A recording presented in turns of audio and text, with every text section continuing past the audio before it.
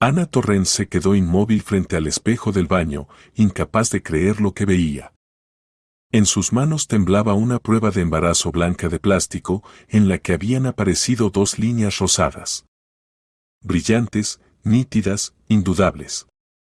Después de 6 años de espera angustiosa, innumerables decepciones y esperanzas que se desvanecían, finalmente estaba embarazada.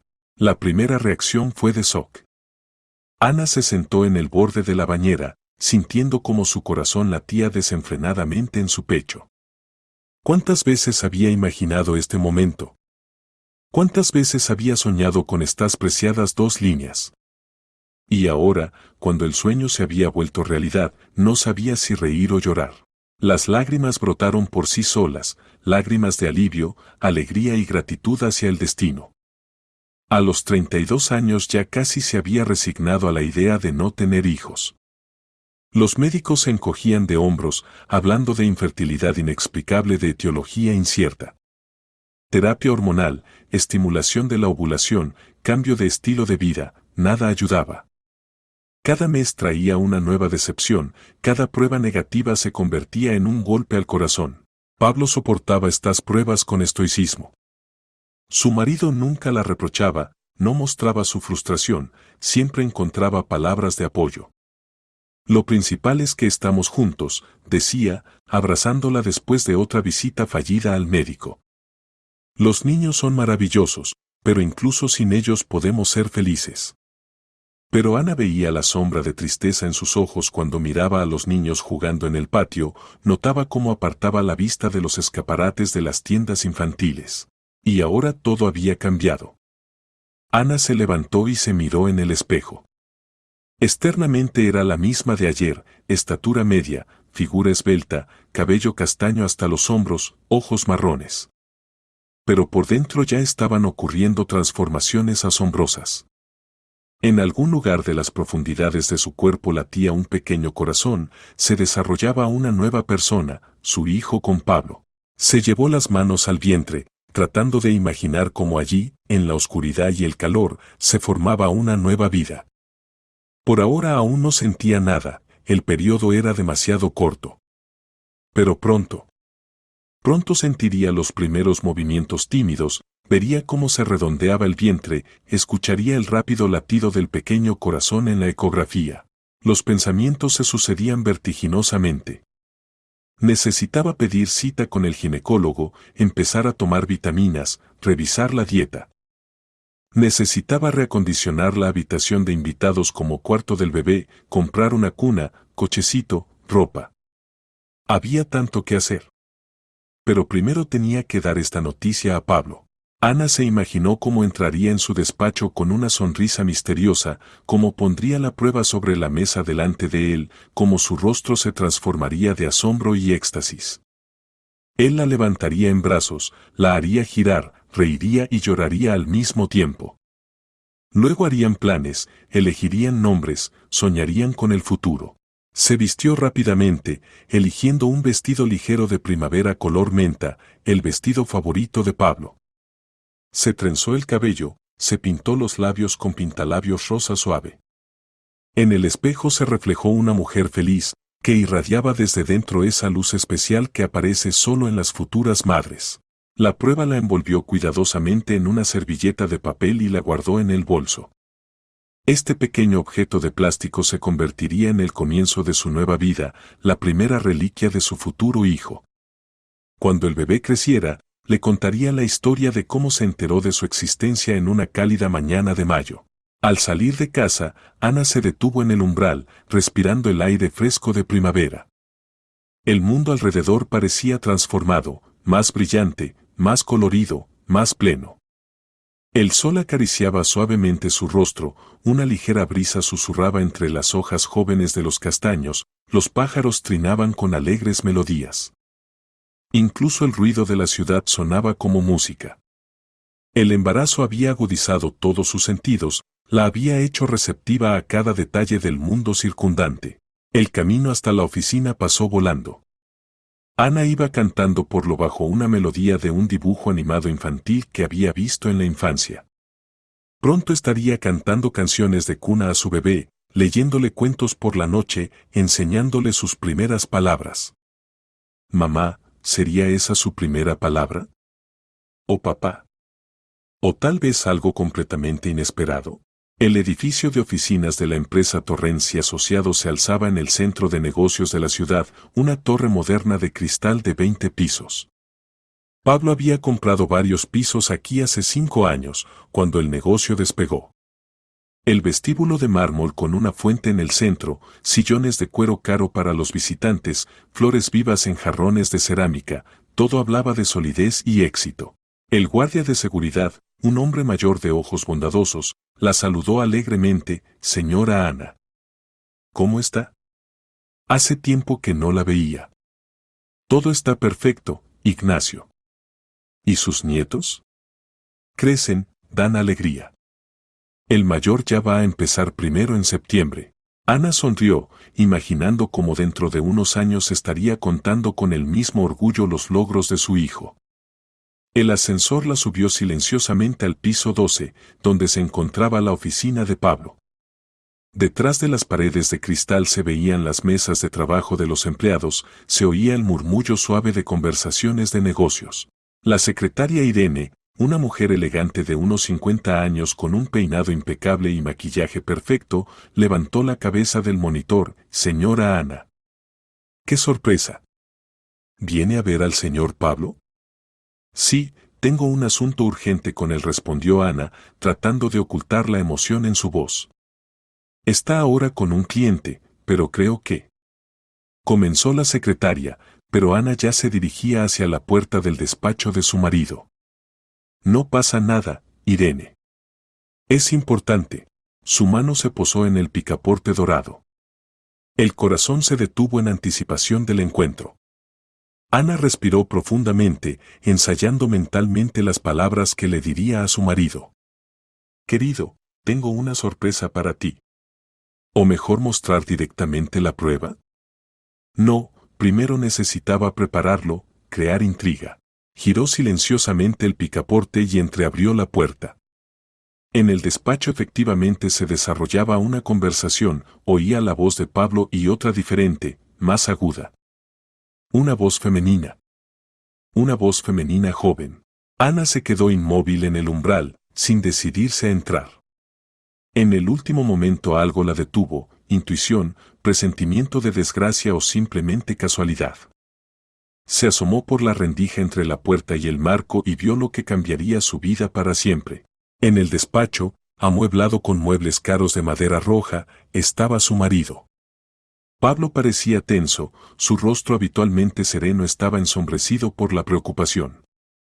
En sus manos tenía un grueso fajo de dinero, billetes de 500 euros, pulcramente atados con una banda bancaria. Frente a él se encontraba una chica, muy joven, casi una adolescente. El largo cabello rubio le caía sobre los hombros, grandes ojos azules miraban a Pablo con una expresión extraña, suplicante y exigente a la vez. Pero lo que más impactaba era su vientre, ligeramente redondeado, testimonio de un embarazo de poco tiempo. «Si no me das otro millón, le contaré todo a tu esposa», pronunció la chica, y su voz sonó como un trueno en cielo despejado. En sus manos Ana distinguió una imagen familiar en blanco y negro, una fotografía de ecografía. Las mismas imágenes que había en su propia historia clínica, solo que en ellas no había imagen de un bebé. El mundo alrededor de Ana se tambaleó. La prueba de embarazo en su bolso de repente pareció una burla del destino. ¡Qué ironía! El mismo día en que se enteró de su embarazo, resultó que su marido ya tenía un hijo de otra mujer. De una chica que le podría ser hija. Pablo notó el movimiento en la puerta y se volvió bruscamente. Su rostro se distorsionó de horror cuando vio a su esposa. «Ana».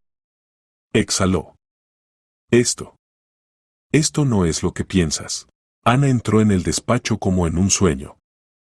Su mirada saltaba entre su marido y la chica embarazada, que se había encogido en un rincón, apretando contra su pecho la imagen de la ecografía. «¿No es lo que pienso?».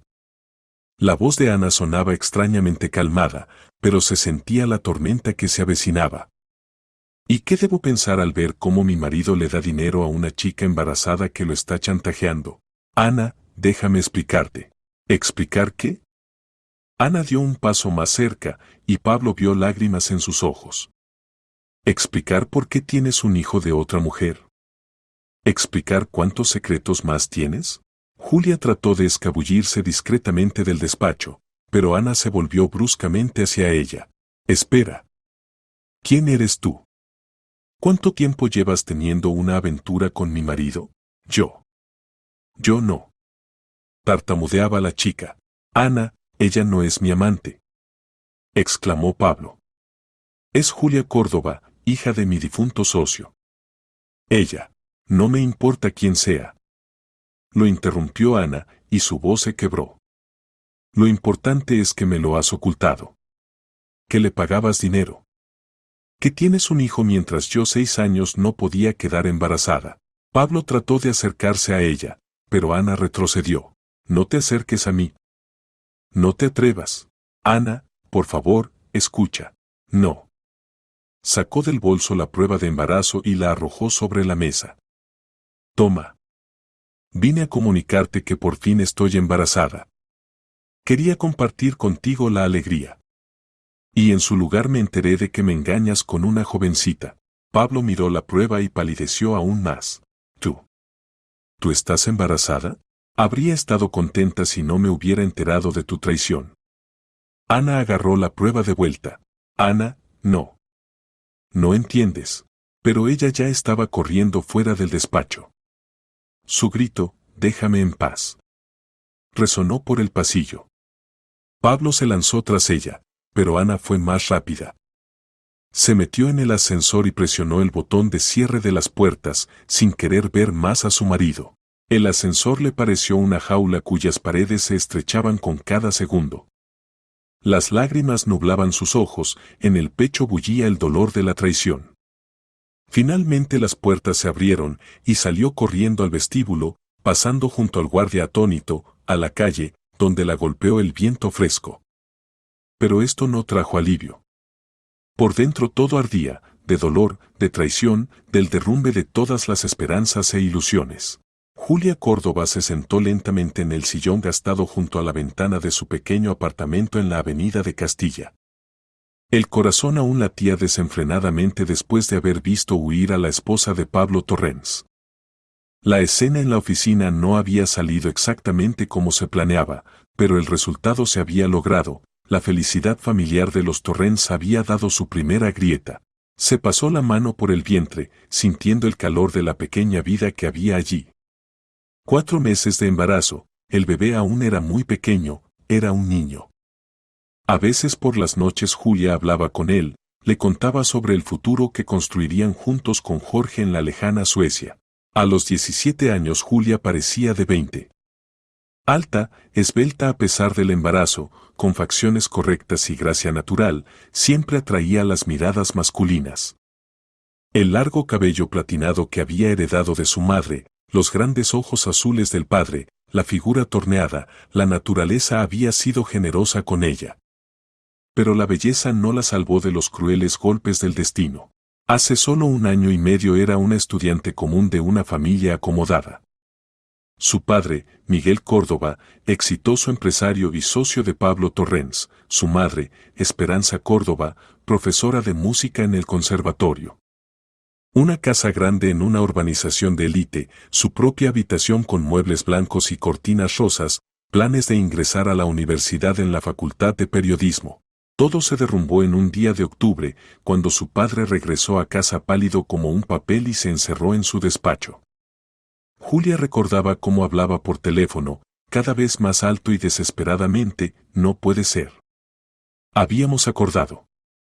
Tengo familia, una hija. Luego vino el silencio, interrumpido solo por sollozos silenciosos. Miguel Córdoba era un hombre honesto de la vieja escuela. Cuando un gran inversor se retiró repentinamente del financiamiento de un complejo residencial, dejando el proyecto a medias, no se declaró en bancarrota ni huyó al extranjero. En su lugar vendió la casa, hipotecó todos los valores, se endeudó, tratando de pagar a los trabajadores y proveedores. No puedo mirar a la gente a los ojos sabiendo que los he engañado, decía a su esposa e hija durante la cena en su nuevo apartamento pequeño. mi palabra es todo lo que tengo. Pero la palabra resultó no ser suficiente. Las deudas crecían como una bola de nieve, los acreedores exigían la devolución del dinero que no había. Miguel trató de obtener apoyo de viejos amigos y socios, pero todos de repente estaban muy ocupados. Incluso Pablo Torrens, con quien había trabajado mano a mano durante muchos años, se limitó a frases formales de pesar y deseos de pronta resolución de los problemas. Esperanza Córdoba no soportó la caída desde las alturas sociales hasta el fondo. La mujer, acostumbrada al confort y la respetabilidad, no podía resignarse a la necesidad de economizar en comida y comprar ropa de segunda mano. Comenzó a tomar tranquilizantes, luego antidepresivos, luego algo más fuerte. A finales de primavera ya no se levantaba de la cama. Julia trataba de apoyar a ambos padres, combinando los estudios en el instituto con el trabajo de camarera en un café. El dinero que ganaba era una gota en el océano comparado con las deudas del padre, pero al menos permitía comprar comida y medicinas para la madre. La chica parecía haber envejecido 10 años en uno. Aprendió a contar cada céntimo y a no mostrar lágrimas. En septiembre el padre se quebró definitivamente. Se sentaba largo tiempo en su pequeño despacho, un antiguo trastero donde solo cabían un escritorio y una silla. Escribía algo, rompía lo escrito, escribía de nuevo. Julia oía cómo hablaba consigo mismo, pero no se atrevía a entrar. El padre se volvía cada vez más retraído e irritable. La mañana del 15 de octubre encontró su nota en la mesa de la cocina. Perdóname, pequeña. No pude protegerte a ti y a mamá. Tu papá siempre fue un fracasado, pero al menos en la muerte no te fallaré. El seguro cubrirá las deudas. Sé feliz. Las amo a ambas más que a la vida. Se había tomado un paquete de medicamentos cardíacos en el mismo despacho donde trataba de encontrar una salida a la situación desesperada. Julia descubrió su cuerpo cuando regresó del instituto. El grito que brotó de su pecho lo oyeron los vecinos de 3 pisos. El funeral fue modesto, vinieron solo unas pocas personas. Pablo Torrens estaba entre ellos, se quedó en la última fila con un ramo de rosas blancas y no se atrevía a acercarse al ataúd. Julia recordó su rostro culpable, como evitaba su mirada. Entonces comprendió que su padre le había pedido ayuda, pero no la había recibido. La madre no soportó la pérdida. Esperanza Córdoba se mantuvo exactamente un mes después del funeral del marido, y luego su corazón se detuvo mientras dormía. Los médicos hablaron de infarto agudo, pero Julia sabía, la madre había muerto de pena. Simplemente no quiso vivir sin la persona amada. A los 17 años Julia se quedó huérfana, sin dinero, sin casa, sin futuro. El seguro en el que contaba su padre no cubrió todas las deudas. Resultó que en la póliza había un montón de exclusiones escritas en letra pequeña. El apartamento tuvieron que venderlo para pagar a los acreedores más insistentes. Fue entonces cuando apareció en su vida Basilio Torrens. El hermano menor de Pablo, guapo y vividor, se fijó en la hermosa chica en el funeral de su madre, donde había venido con su hermano Pablo. Se le acercó después de la ceremonia, cuando todos se dispersaban, y le dijo: Julia, si necesitas ayuda, dirígete a mí. No pude ayudar a tu padre, pero quiero cuidar de ti. Basilio era lo opuesto completo de su serio hermano mayor. Si Pablo dedicaba su vida al trabajo y la familia, Basilio vivía al día, amaba los coches caros, la ropa de moda y las mujeres hermosas. A los 35 años no se había casado nunca, prefiriendo relaciones libres sin compromisos. Le alquiló a Julia un apartamento de una habitación en un barrio periférico, la ayudó con los documentos para obtener el subsidio social, la colocó en un trabajo con un conocido suyo. No exigía nada a cambio, excepto gratitud. Julia le estaba agradecida, pero no había amor entre ellos, al menos por su parte. Basilio la trataba como a un juguete hermoso. Le compraba regalos caros, la llevaba a restaurantes, presumía ante los amigos de su joven y hermosa novia. Julia soportaba sus caricias, entendiendo que sin su apoyo acabaría en la calle. Pero su alma estaba lejos de él. Todo cambió cuando en diciembre apareció en su vida Jorge Campos.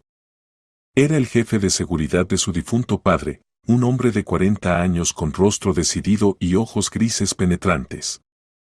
Después de la bancarrota de la empresa Córdoba se quedó sin trabajo, pero continuaba visitando a Julia, preguntaba por sus asuntos. Le prometí a tu padre que cuidaría de ti, explicaba su preocupación. Miguel era un buen hombre, no merecía tal destino. Jorge había estado casado antes, pero su esposa murió de cáncer 3 años atrás.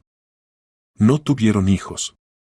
La única pariente, su hermana Violeta, que se había ido a Suecia 20 años atrás y allí se casó con un empresario próspero. Se escribían, pero se veían raramente. Entre Julia y Jorge surgió la pasión. Ella vio en él un protector, un hombre fuerte capaz de darle seguridad y estabilidad. Él quedó conquistado por su juventud, belleza y destino trágico. Sus encuentros eran secretos, Julia temía perder el apoyo de Basilio, y Jorge no quería complicar la situación ya de por sí difícil. El romance duró 5 meses. Se encontraban en pequeños cafés en las afueras de la ciudad, paseaban por parques solitarios, hacían planes para el futuro. Jorge le contaba sobre su hermana en Suecia, sobre lo bien que se vivía allí, sobre las garantías sociales y oportunidades. Gradualmente se formó un plan: ahorrar dinero y mudarse con Violeta, comenzar una nueva vida en un país donde nadie conocía su pasado. Pronto Julia se dio cuenta de que estaba embarazada. El bebé era de Jorge, recordaba exactamente la fecha de la concepción, porque entonces había tenido una seria pelea con Basilio por sus exigencias de mudarse con él. 2 semanas enteras no se vieron, y fue precisamente en esos días cuando ocurrió la concepción. Pero no podía confesar la infidelidad a Basilio, eso significaría quedarse sin techo y sin medios de subsistencia. Y le contó del embarazo a Jorge.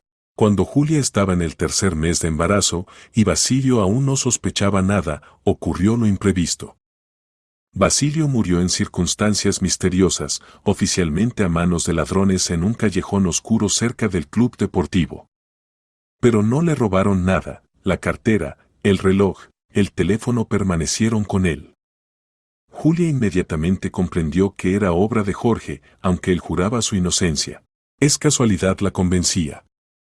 O posiblemente, Basilio tenía otros enemigos. En cualquier caso, su muerte nos viene bien, los muertos no pueden refutar acusaciones. Y entonces Jorge le propuso un plan que parecía perfecto. Chantajear a Pablo Torrens. Afirmarían que Basilio había violado a la menor Julia y exigirían dinero por el silencio. Pablo pagaría para proteger la memoria de su hermano y la reputación de la familia y el negocio. Y con el dinero obtenido se irían a Suecia y vivirían felices.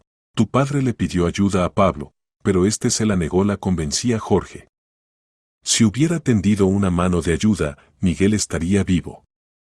Torrens es culpable de la muerte de tus padres, y debe pagar por ello. Julia vacilaba. Las falsas acusaciones de violación le parecían monstruosas, incluso si la víctima era un hombre muerto. Pero Jorge era convincente. Basilio se aprovechó de tu indefensión. ¿Acaso eso no fue coacción? Dormías con él no por amor, sino por necesidad. Y la coacción a la intimidad es violación, aunque no en sentido directo. Gradualmente logró convencerla de la corrección del plan. Julia accedió, pero puso una condición: no matar a nadie, solo dinero y la partida.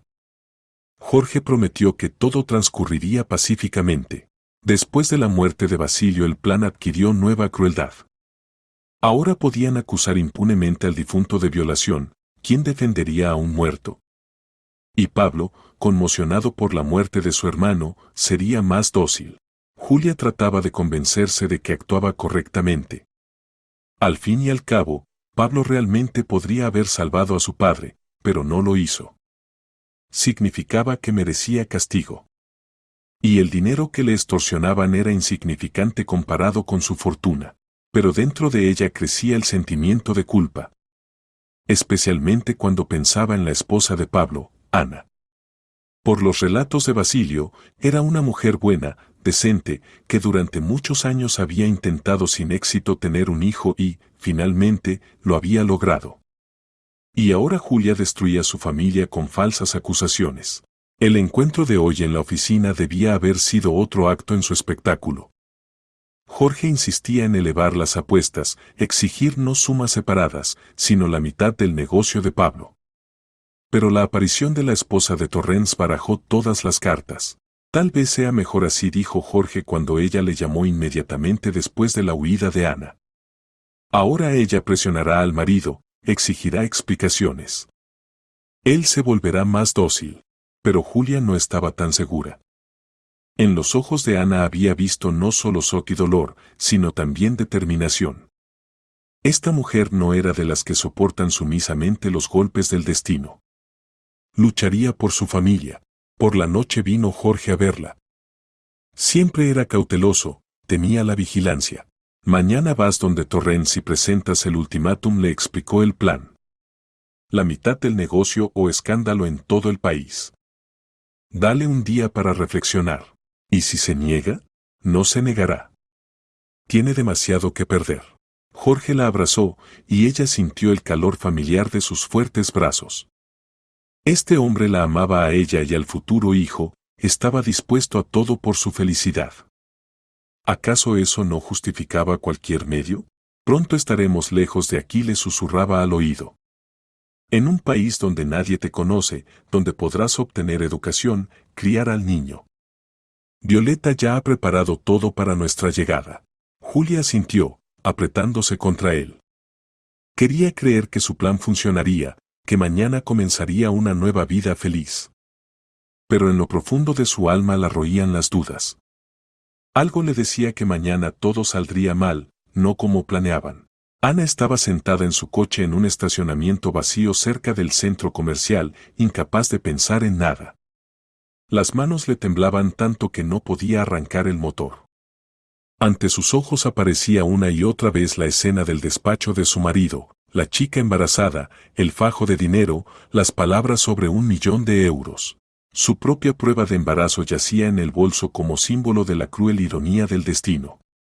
6 años de infertilidad, intentos desesperados de concebir un hijo, lágrimas sobre cada prueba negativa, y cuando el sueño finalmente se hizo realidad, resultó que su marido ya tenía un hijo de otra mujer. De una chica que era casi la mitad de joven que él. El teléfono no paraba de sonar. El nombre Pablo aparecía en la pantalla una y otra vez, pero Ana no podía obligarse a contestar. ¿De qué hablar con él? ¿Cómo explicaría lo que había visto con sus propios ojos? Finalmente se armó de valor y encendió el motor. El coche arrancó obedientemente y Ana salió lentamente del estacionamiento.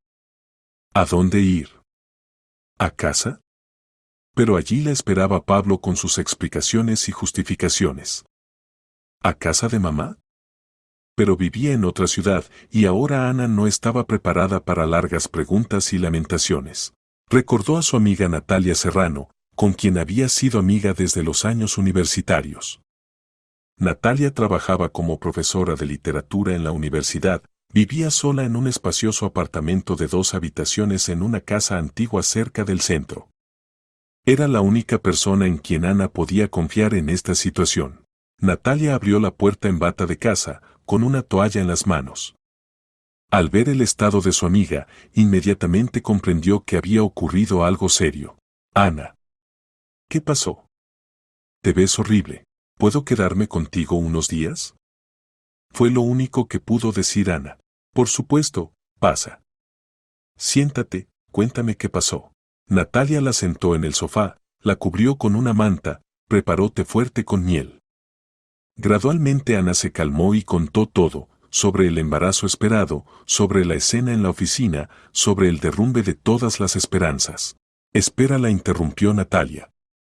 ¿Dices que la chica exigía otro 1.000.000? Es decir, ¿él ya le había dado dinero antes? Parece que sí. ¿Y no pensaste que esto puede ser chantaje? Tal vez Pablo es víctima, no culpable. Ana negó con la cabeza. ¿Para qué iba a chantajearlo si el hijo no es de él? ¿Y por qué paga? ¿Y si el hijo es de su hermano? Dijiste que Basilio murió recientemente en circunstancias extrañas. Esta idea no se le había ocurrido a Ana. Basilio efectivamente era conocido por sus romances con chicas jóvenes. Era muy posible que una de ellas hubiera quedado embarazada de él y ahora exigiera dinero a la familia Torrens. Pero entonces, ¿por qué Pablo no me dijo nada? Preguntó. Tal vez no quería molestarte. O temía que entendieras mal la situación, como la entendí ahora. Exactamente. Ana, debes hablar con tu marido. Averiguar la verdad. No estoy preparada. Aún no estoy preparada. Natalia no insistió. Conocía el carácter de su amiga. Ana era una persona que necesitaba tiempo para procesar la información recibida y tomar una decisión. Por la noche vino Pablo. Natalia le abrió la puerta, pero Ana se negó a salir a verlo. Dile que necesito tiempo, pidió a su amiga. A través de la puerta oía la conversación amortiguada de Pablo y Natalia, su voz suplicante, las respuestas tranquilas de ella. Luego el sonido de la puerta cerrándose, el marido se había ido. Por la noche Ana no durmió. Yacía mirando al techo y pensaba en su vida. 8 años de matrimonio que consideraba felices. Pablo siempre había sido un marido atento y cariñoso. Nunca había dado motivos para celos, siempre avisaba de retrasos en el trabajo, no ocultaba las conversaciones telefónicas. No tenía secretos para su esposa. ¿O eso le parecía a ella? Pero ahora comprendía que no sabía mucho de su vida.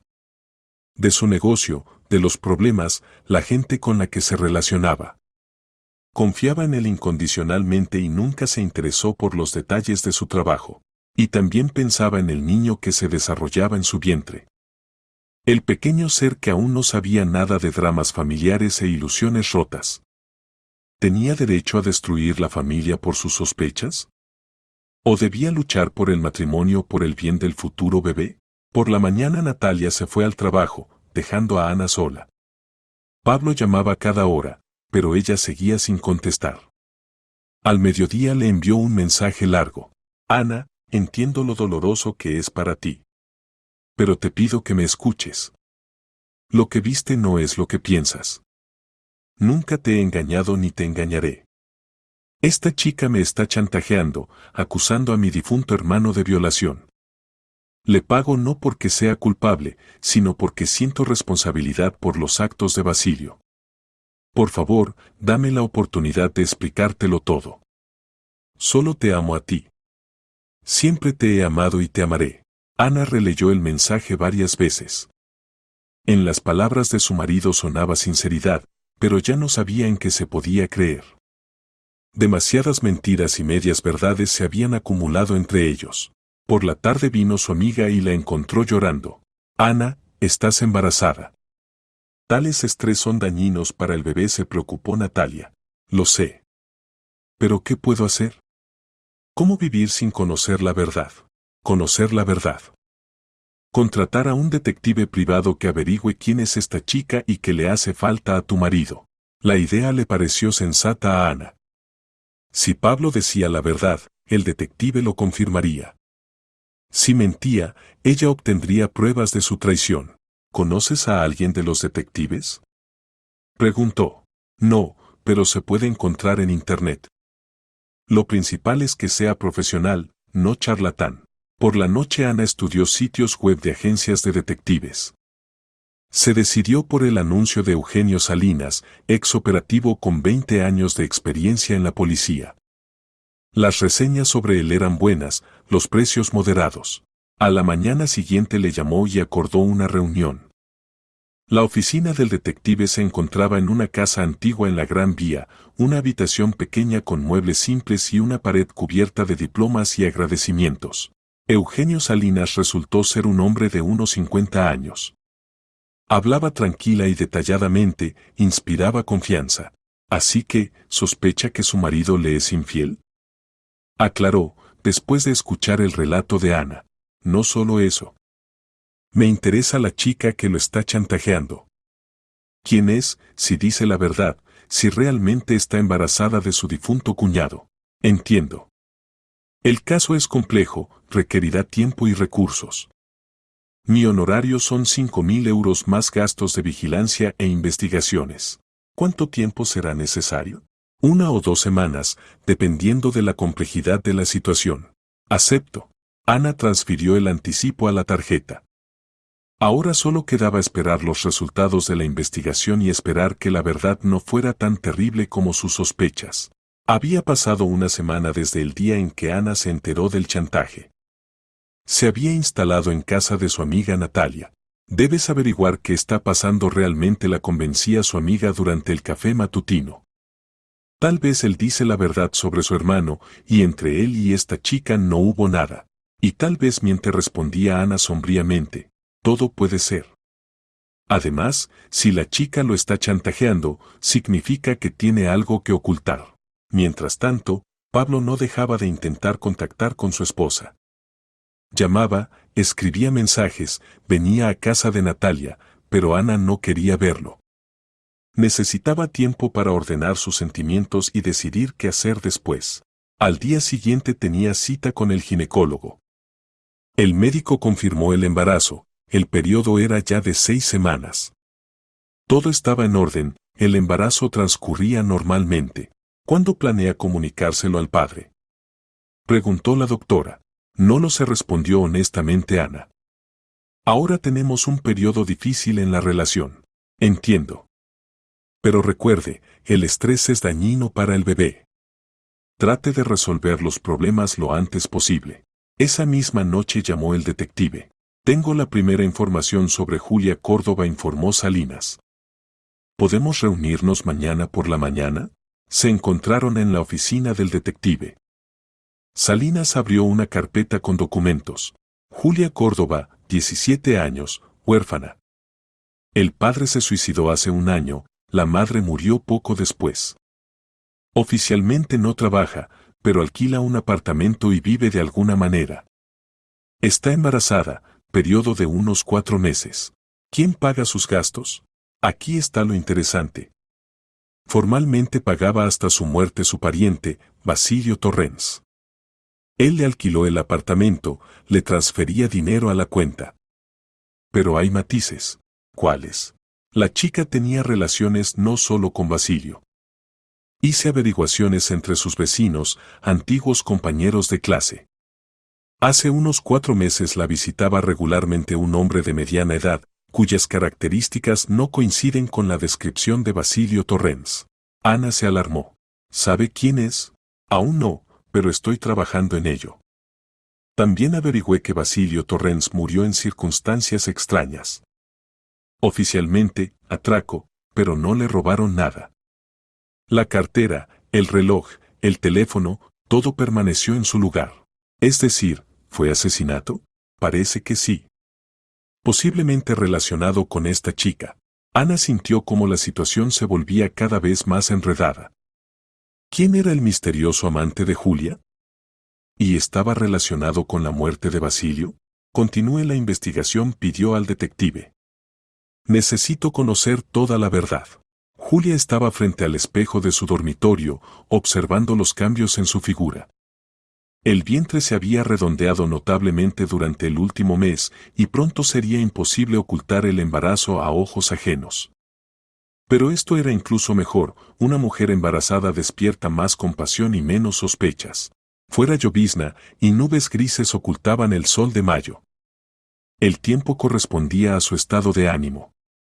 El plan no iba tan suavemente como quería. Pablo Torrens le había dado solo 500.000 euros, no 1 millón como exigía. Y después de que su esposa lo sorprendiera en la oficina, se había vuelto más cauteloso y suspicaz. Sonó el teléfono. Jorge, ¿cómo van las cosas, pequeña? Oyó la voz profunda familiar. No muy bien. Torrens no quiere pagar más. Y su esposa lo vio todo. Eso es incluso mejor. Ahora ella presionará al marido, exigirá explicaciones. Él se volverá más dócil. ¿Tú crees? Estoy seguro. Los hombres siempre se debilitan cuando se trata de la familia. Pagará para conservar el matrimonio. Jorge se calló, luego preguntó. ¿No has notado vigilancia? Me parece que Torrens puede contratar a un detective privado. No, parece que todo está tranquilo. De todas formas, ten cuidado. Y recuerda, Si algo sale mal, tú no me conoces. Nos encontramos casualmente un par de veces, nada más. Entendido. Nos vemos mañana por la noche. Necesito entregarte algo. Jorge colgó. Julia dejó el teléfono y se acercó a la ventana. En la calle, junto al portal de enfrente, estaba un coche gris que ya había visto por la mañana. Al volante se sentaba un hombre con chaqueta oscura y leía un periódico. Tal vez era solo coincidencia, pero por si acaso decidió comprobar. Se vistió y salió a la calle, dirigiéndose a la tienda más cercana. El coche gris la siguió lentamente. Julia dobló por un callejón, luego por otro. El coche seguía allí. La estaban siguiendo. Julia aceleró el paso y se metió en un centro comercial por la entrada de servicio que conocía desde la infancia. Luego salió por otra salida y pidió un taxi. Necesitaba avisar urgentemente a Jorge. Se encontraron en un pequeño café en las afueras de la ciudad.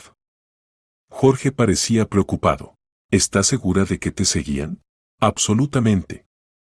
Un Ford gris, conductor con chaqueta oscura. Me siguió durante unos 20 minutos. Maldición. Me temía esto.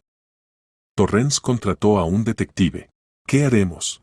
Jorge reflexionó, luego dijo decididamente. Subimos las apuestas.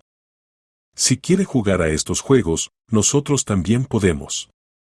Mañana vas donde él y exiges no 1 millón, sino la mitad de su negocio.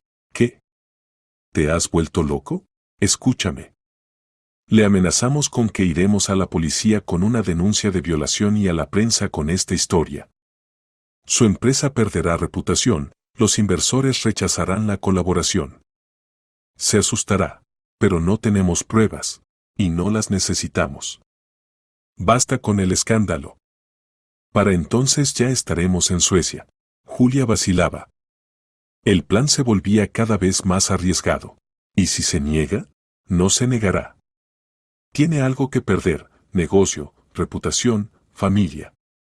Y nosotros no tenemos nada excepto este bebé. Tocó tiernamente su vientre. Y haré todo para protegerlos a ambos. Sus palabras la tranquilizaron. Jorge la amaba a ella y al futuro hijo, nunca los pondría en peligro. Y pronto estarían lejos de aquí, a salvo, con su hermana en Suecia. Está bien, accedió. Lo haré. Así me gusta. Y ahora vamos a tu casa. Pero seremos cautelosos, entraremos en momentos diferentes, es posible que también vigilen el apartamento. Llegaron a casa de Julia por rutas diferentes. Jorge pasó por el patio de la casa vecina y subió a verla por la escalera de incendios más tarde. Las precauciones resultaron no ser superfluas, el detective efectivamente hacía guardia en el portal. Necesitamos acelerar el plan, dijo Jorge, abrazando a Julia. Cuanto más tardemos, mayor es el riesgo de ser descubiertos. ¿Cuándo? Mañana por la mañana ve donde Torrens. Presenta el ultimátum, la mitad del negocio o escándalo. Para reflexionar dale 2 días. ¿Y después? Después desaparecemos. Ya tengo preparados documentos falsos a tu nombre. Violeta nos espera en Estocolmo. Julia asintió. Mañana su vida podía cambiar cardinalmente. O conseguirían todo con lo que soñaban, o no quería pensar en lo que pasaría si el plan fracasaba. El detective Salinas estaba sentado en su coche frente a la casa de Julia Córdoba ya el tercer día seguido. La vigilancia era trabajo meticuloso, que requería paciencia y atención. Durante este tiempo había logrado estudiar la rutina diaria de la chica, sus hábitos y, lo más importante, notar extrañezas en su comportamiento. Ayer claramente había detectado la vigilancia y trató de escapar de ella. Esto hablaba de que tenía algo que ocultar. Y hoy había sido testigo de una escena interesante. A su piso había llegado por la escalera de incendios trasera de la casa un hombre de mediana edad. Salinas hizo varias fotos con teleobjetivo y estudió atentamente el rostro del desconocido. Alto, de constitución atlética, cabello oscuro con canas, rostro decidido. En algún lugar ya había visto a esta persona. El hombre permaneció en casa unas horas, luego se fue por el mismo camino. Salinas lo siguió a distancia segura. El desconocido se subió a un todoterreno negro y se dirigió hacia el centro de la ciudad. El detective anotó el número de matrícula. Esa misma noche Salinas se reunió con Ana en un café. Puso sobre la mesa fotografías y documentos. Aquí está su misterioso amante, dijo, mostrando la foto del hombre en la escalera de incendios.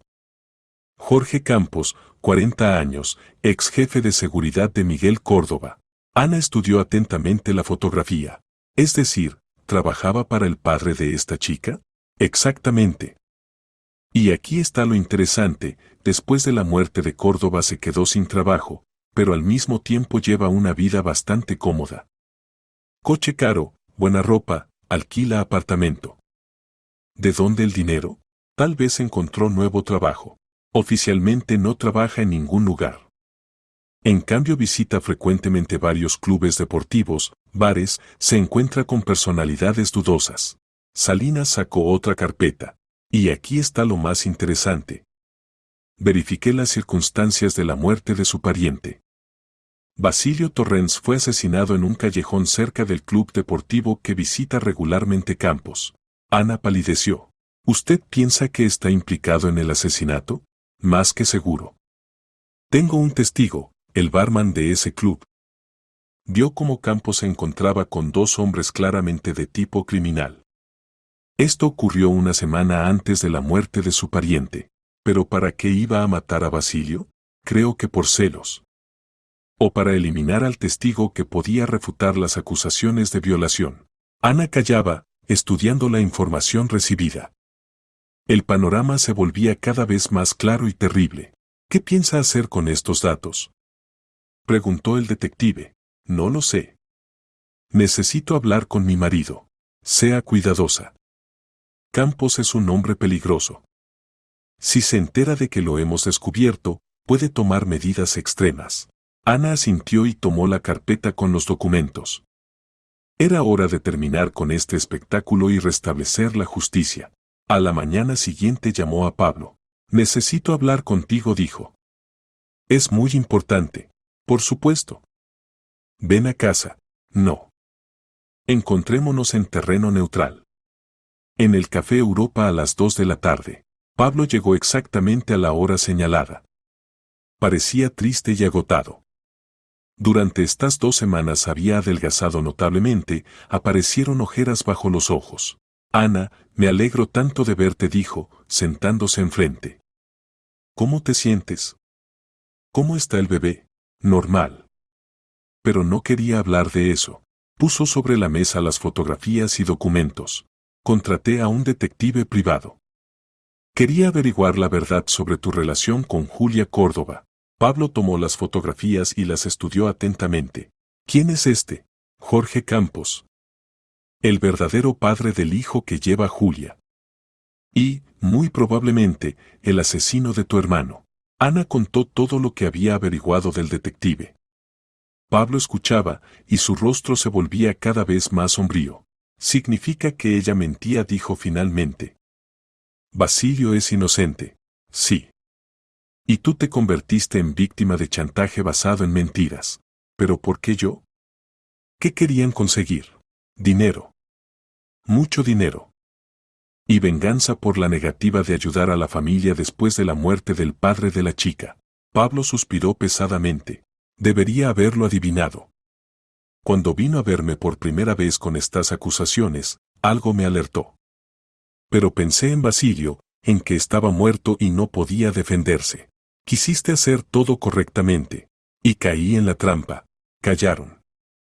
Luego Pablo preguntó, ¿qué haremos después? Ir a la policía. El detective tiene pruebas de la implicación de Campos en el asesinato de tu hermano. ¿Y la chica? Es menor de edad y está embarazada. Muy probablemente la están usando. Si accede a testificar contra Campos, no la encarcelarán. Pablo asintió. Bien. Pero primero quiero hablar con ella. Advertirle del peligro. Pablo, es arriesgado. Debo hacerlo. Al fin y al cabo es hija de mi amigo. Ana vio la determinación en sus ojos. Y por primera vez en 2 semanas sintió que su marido seguía siendo la misma persona de la que se había enamorado. Entonces voy contigo, dijo. Julia caminaba nerviosamente por el despacho de Pablo Torrens, con una mano sujetándose el vientre y con la otra apretando el bolso. En el bolso había documentos falsos que aumentaban su edad, que Jorge le había entregado ayer, y billetes de avión a Estocolmo. El plan era simple: presentar el ultimátum, obtener el consentimiento de Pablo para transferir la mitad del negocio, y luego desaparecer. Para cuando se diera cuenta de que lo habían engañado, ella y Jorge ya estarían lejos. La puerta se abrió y entró Pablo. Parecía diferente de lo habitual, más decidido y sereno. «Hola», Julia dijo, sentándose en la mesa. «Te escucho. Necesito no 1 millón, sino la mitad de tu negocio», declaró sin preámbulos. «Si no, mañana voy a la policía y a los periodistas. Les contaré a todos que tu hermano me violó y que tú encubres al asesino». Pablo la miró tranquilamente. «Basilio no violó a nadie. No tienes pruebas. ¿Y tú las tienes?». Julia se desconcertó por su tranquilidad. Habitualmente Pablo se ponía nervioso cuando ella presentaba exigencias. «No necesito pruebas», dijo.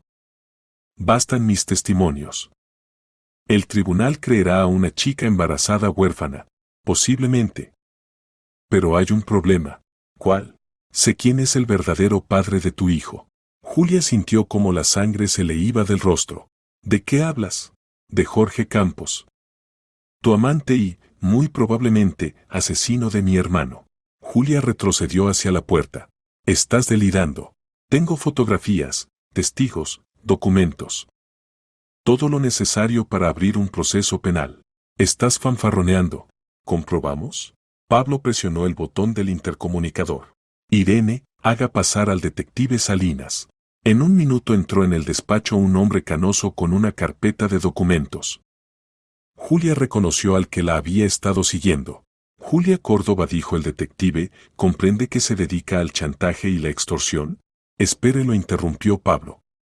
«Julia, te doy una última oportunidad. Cuenta toda la verdad sobre Campos, da testimonio contra él, y no presentaremos cargos contra ti». Julia se debatía entre el detective y Pablo. Su plan se desmoronaba ante sus ojos. ¿Qué decirle a Jorge? ¿Cómo salvar su futuro común? Yo no conozco a ningún Campos, susurró. «Entonces lo siento». El detective se levantó, pero en ese momento la puerta del despacho se abrió de par en par. Jorge Campos irrumpió en la habitación con una pistola en la mano. «Nadie se mueva», gritó. «Julia, ven aquí». La chica corrió hacia él y él la escondió tras su espalda. «Ahora vamos a solucionar el problema». Apuntó la pistola a Pablo. «¿Dónde están los documentos?». «¿Qué documentos?». «No te hagas el tonto». «Los que reunió este detective privado». El detective levantó lentamente las manos. «Todos los materiales ya han sido entregados a la policía», dijo. «Matarme no cambiará nada. Ya veremos». Campos se volvió hacia Julia. «Y tú me has decepcionado. Habíamos acordado actuar en silencio. Intenté, pero él se enteró de todo. Porque eres una jovencita estúpida. Menos mal que preví tal giro de los acontecimientos». Volvió a apuntar la pistola a Pablo, pero en ese momento entró Ana en el despacho. Al ver lo que ocurría, se quedó inmóvil en la puerta. Una más, sonrió Campos. «Entra, guapa. No tengas miedo». Ana entró lentamente en el despacho. «Ahora podemos hablar tranquilamente», dijo Campos. «Esto es lo que haremos. Torrens firma los documentos de transferencia de la mitad del negocio a nombre de Julia. Luego nos vamos, y ustedes se olvidan de nuestra existencia». «¿Y si nos negamos?», preguntó Pablo. «Entonces te mato a ti, a tu esposa y a este detective. Y luego obtengo lo mismo de todas formas, solo que a través del tribunal. Julia dará testimonio de cómo la amenazaste con un arma, y yo traté heroicamente de protegerla». «Estás loco», susurró Ana. «No, simplemente soy práctico. No tengo elección, hay demasiado en juego». Miró a Julia, y en sus ojos apareció ternura. «Julia y yo nos amamos. Y vamos a tener un hijo. Estoy dispuesto a todo para proteger a mi familia». ¿Incluso al asesinato? Preguntó Julia con voz temblorosa. Ya he matado por ti. Basilio Torrens podía estropearlo todo, así que tuve que eliminarlo. Dijiste que fue autodefensa. Mentí. Fue asesinato a sangre fría. Y estoy dispuesto a matar más si es necesario. Julia lo miró con horror. Solo ahora comprendió con qué monstruo había ligado su destino. Y que estaba dispuesto a matar a todas las personas presentes aquí. En el despacho se instaló un silencio tenso. Jorge Campos mantenía la pistola apuntada, reflexionando sobre las acciones posteriores. Julia estaba junto a él, pero ahora su rostro expresaba no amor, sino miedo. Jorge, baja la pistola, dijo ella en voz baja. Podemos resolverlo todo pacíficamente. Es tarde, pequeña. Demasiado tarde. Ana dio un paso adelante. Julia, ¿entiendes que él te está usando? Se dirigió Ana a la chica. Solo te necesita como instrumento de venganza y lucro. Cállate. Rugió Campos. Tú no entiendes nada. Entiendo. Te vengas por la muerte de Miguel Córdoba. Consideras que mi marido es culpable de su muerte. Él abandonó a Miguel en el momento difícil. Podía ayudar con dinero, contactos, pero prefirió salvar su pellejo. Pablo negó con la cabeza. Eso no es verdad. Ofrecí ayuda a Miguel, pero él se negó. Dijo que se las arreglaría solo. Mientes. Tengo grabaciones de nuestras conversaciones. Le llamé muchas veces, le ofrecí dinero prestado, proyectos conjuntos. Pero era demasiado orgulloso para aceptar ayuda. Campos vacilaba. Y Julia de repente preguntó, Jorge, ¿es verdad lo que dice? ¿Que mataste a Basilio no por celos, sino a propósito? ¿Qué diferencia hay? De todas formas era un obstáculo para nuestros planes. Era una buena persona, susurró ella. Me ayudaba cuando me quedé sola. ¿Y qué? ¿Se aprovechaba de tu indefensión? No. Nunca me obligó a nada. Y no merecía la muerte. Julia dio un paso atrás, alejándose de Campos. Mataste a un hombre inocente. Y me convertiste en criminal. Lo hice por nosotros. Por nuestro futuro. ¿Qué futuro? ¿Construido sobre mentiras y sangre? Campos se volvió hacia ella, y en ese momento el detective Salinas hizo un movimiento brusco, tratando de arrebatarle la pistola. Sonó un disparo. Salinas cayó, agarrándose el hombro. La sangre se filtraba entre los dedos. El siguiente será en la cabeza, dijo fríamente Campos. ¿Alguien más quiere hacerse el héroe? Ana se arrodilló junto al detective herido, tratando de detener la hemorragia. Necesita ayuda médica, dijo. La recibirá, si cooperan. Campos se volvió hacia Pablo. ¿Dónde están los documentos para la transferencia del negocio? En la caja fuerte. Pero necesito los documentos de la empresa, el sello. Entonces vamos a tu caja fuerte. Y recuerda, un movimiento en falso y mato a tu esposa. Se dirigieron hacia la caja fuerte que estaba en la esquina del despacho. Pablo marcó el código, y la puerta maciza se abrió. Dentro había documentos, dinero, valores. Esto es lo que necesito, dijo, sacando una carpeta. Pero en lugar de documentos en las manos de Pablo apareció una pistola traumática. Sin pensarlo, disparó a Campos. Este soltó el arma por la sorpresa y se agarró el pecho. Pablo rápidamente recogió la pistola y la apuntó a Campos. Se acabó el juego, dijo. Campos estaba sentado en el suelo, respirando pesadamente. La bala de goma le había roto una costilla, pero estaba vivo. Julia, llama a la ambulancia y a la policía, pidió Pablo. La chica con manos temblorosas marcó el número. Cuando llegaron los médicos y policías, dio testimonio completo contra Campos. Contó sobre el chantaje, sobre cómo él la obligó a acusar a Basilio de violación, sobre cómo le confesó el asesinato. Quiero reparar mi culpa, dijo al investigador. Estoy dispuesta a testificar en el juicio. Al detective Salinas lo llevaron al hospital. La herida resultó no ser mortal, la bala había atravesado sin tocar órganos vitales. Arrestaron a Campos.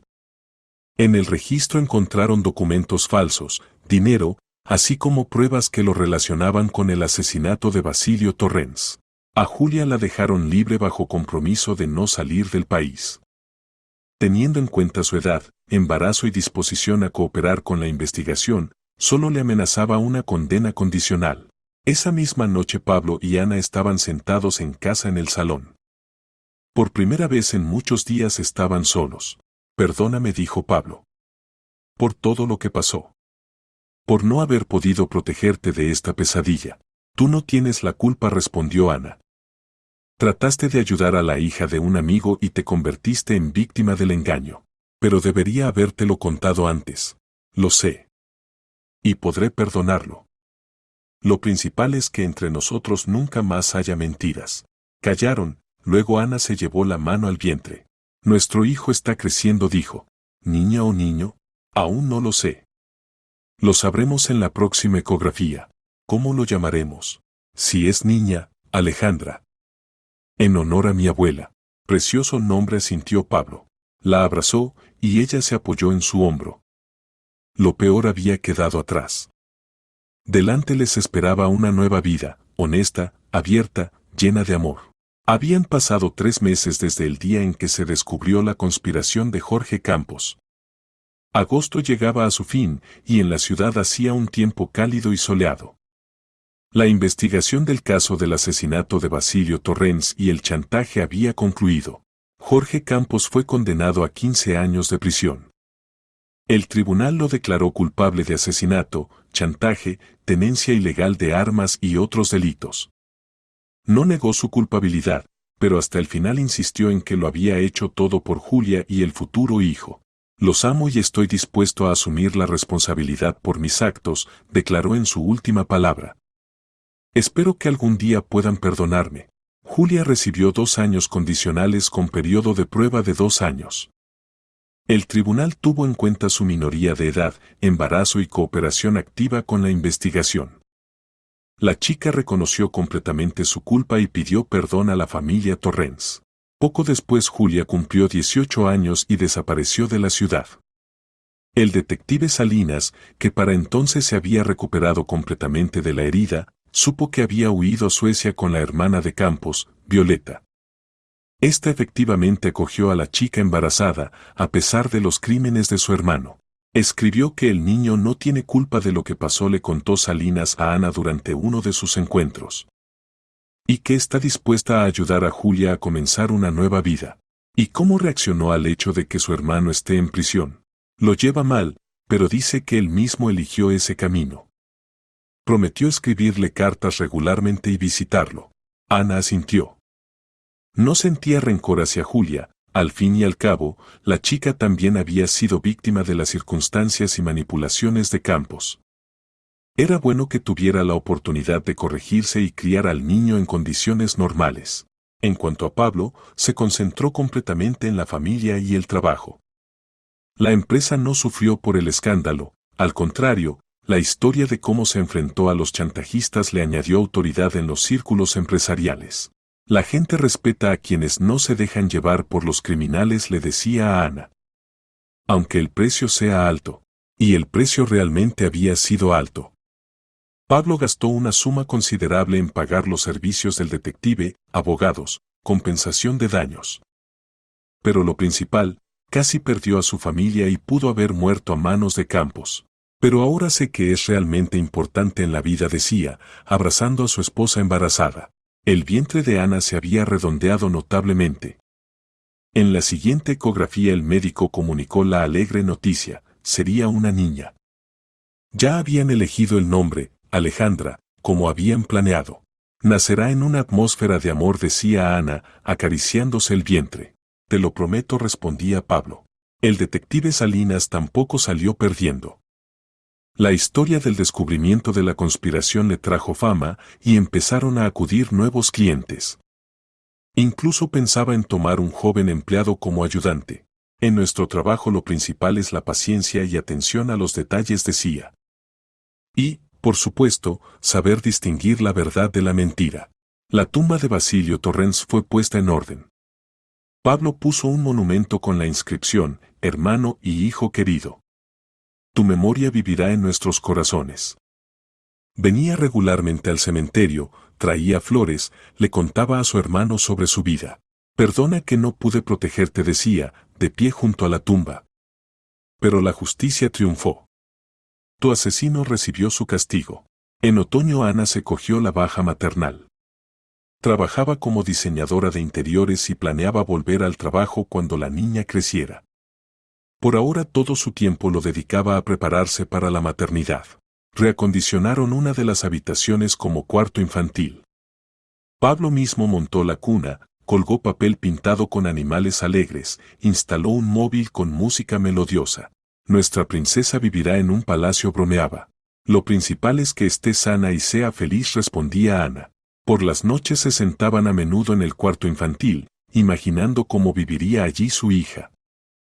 Ana tejía calcetines y gorritos diminutos, y Pablo leía en voz alta libros sobre crianza de niños. Quiero ser un buen padre, decía. Como lo fue mi padre para Basilio y para mí. Lo serás, respondía confiadamente Ana. No lo dudo. Su relación se había vuelto más fuerte que nunca. Las pruebas vividas no destruyeron la familia, sino que al contrario la hicieron más sólida. Aprendieron a confiar más el uno en el otro, a hablar de sus sentimientos y miedos. A veces me parece que todo esto fue una pesadilla, decía Ana, pero fue realidad. Y la superamos. Juntos. Sí. Juntos. Y sabían que pasara lo que pasara en el futuro, podrían con todo. Porque tenían lo más importante, amor, confianza y disposición a luchar por su felicidad. Diciembre trajo a la ciudad un fuerte frío, pero en la clínica privada donde Ana daba a luz hacía calor y era acogedor. Yacía en la habitación, apretando contra su pecho a la hija recién nacida. Alejandra había nacido por la mañana temprano, con un peso de 3 kilos 200 gramos, talla 52 centímetros. Una bebé perfecta con cabello oscuro y ojos serios que había heredado de su padre. Pablo estaba sentado junto a la cama, sin poder apartar la vista de su hija. Sus ojos brillaban de felicidad y ternura. Es preciosa, susurraba, tocando con cuidado la manita diminuta. Igual que tú.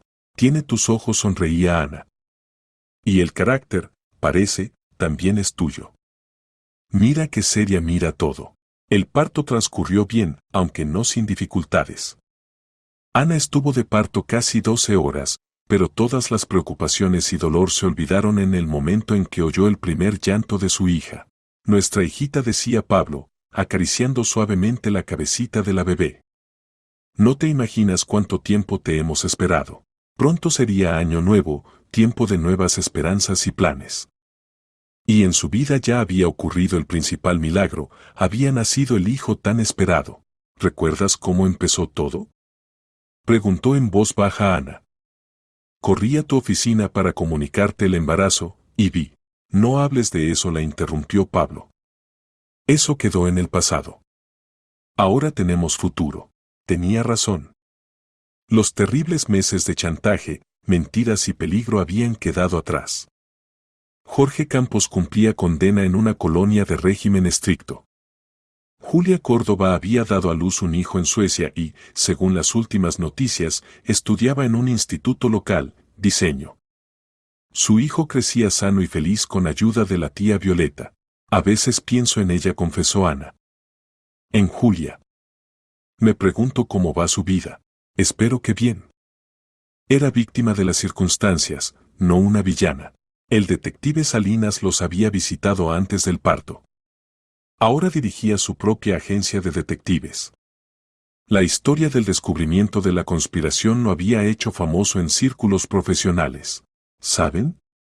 Decía, en 20 años de trabajo he visto muchas familias que se destruían por mentiras y desconfianza. Pero ustedes pudieron pasar por las pruebas y hacerse más fuertes. Eso es raro. Y tenía razón. Pablo y Ana realmente se habían vuelto más cercanos el uno al otro. Aprendieron a hablar de sus sentimientos, compartir dudas y miedos. No más secretos ni medias verdades. Prométeme, dijo Ana, mirando a los ojos de su marido, que siempre seremos honestos el uno con el otro. Pase lo que pase. Te lo prometo, respondió firmemente Pablo. Y tú prométeme lo mismo. Te lo prometo. La pequeña Alejandra se movió y lloró bajito. Ana se la acercó al pecho, y la bebé se calmó. ¿Tiene hambre?, se rió Pablo. Una verdadera Torrens, le gusta comer bien. Como su papá, le siguió la broma a Ana. Entró la enfermera con los documentos del alta. Mañana podrán llevarse a mamá y la bebé a casa, informó. Todo está en orden, la niña está sana. A casa. A su hogar, que habían preparado con tanto amor. Al cuarto infantil donde todo estaba listo para recibir a su hija. A la nueva vida llena de alegría y esperanzas. Estoy tan nerviosa, confesó Ana. ¿Y si no puedo? ¿Y si soy mala madre? Serás una madre maravillosa, la tranquilizó Pablo. Tienes un corazón bondadoso y mucho amor. Eso es lo principal. ¿Y tú serás buen padre? Me esforzaré. Quiero que nuestra hija crezca feliz y segura de sí misma. Que sepa que sus padres la aman más que a nada en el mundo. Estuvieron sentados en la habitación hasta la noche, sin poder separarse de su hija ni por una hora. Pablo fotografiaba cada minuto, cómo dormía Alejandra, cómo bostezaba, cómo apretaba los puñitos diminutos. Papá fotógrafo, se reía Ana. Tendrá el álbum de fotos más completo del mundo. Quiero recordar cada momento. Los niños crecen tan rápido. Por la noche, cuando Ana se durmió, Pablo estuvo largo rato de pie junto a la ventana, sosteniendo a su hija en brazos. Tras el cristal la ciudad se preparaba para las fiestas y él pensaba en el pasado y el futuro. Hace un año no podía ni imaginar por lo que tendrían que pasar. Chantaje, traición, peligro, todo eso parecía ahora una pesadilla terrible. Pero esta pesadilla les enseñó a valorar lo que realmente importa: amor, confianza, familia. ¿Sabes, pequeña?, le decía en voz baja a su hija, tu mamá es la mujer más fuerte del mundo. Pasó por todas las pruebas y no se quebró. Y tú serás igual de fuerte. Alejandra lo miró con ojos serios, como si entendiera cada palabra. Sus deditos diminutos se cerraron alrededor de su dedo índice con fuerza sorprendente. Y yo las protegeré a ambas, continuó Pablo, sintiendo como el corazón se llenaba de ternura. Pase lo que pase, siempre estaré cerca. Crecerás en una familia donde reinan el amor y la honestidad. Te pusimos el nombre en honor de tu bisabuela Alejandra, susurraba Pablo. Ella también fue una mujer fuerte, que sobrevivió la guerra y tiempos difíciles. Tú continuarás nuestra tradición familiar de resistencia y amor. La bebé bostezó y sonrió dulcemente mientras dormía. Pablo la besó con cuidado en la frente y volvió silenciosamente a la cama, donde dormía Ana. Su esposa parecía en paz. Por primera vez en largos meses habían desaparecido de su rostro las huellas de ansiedad y tensión. Mañana comenzaría su nueva vida de a tres. Vida sin secretos, sin mentiras, construida sobre el fundamento sólido de la confianza y amor mutuo. Y la pequeña Alejandra crecería rodeada del cuidado de padres que habían pasado por el fuego de las pruebas y solo se habían fortalecido.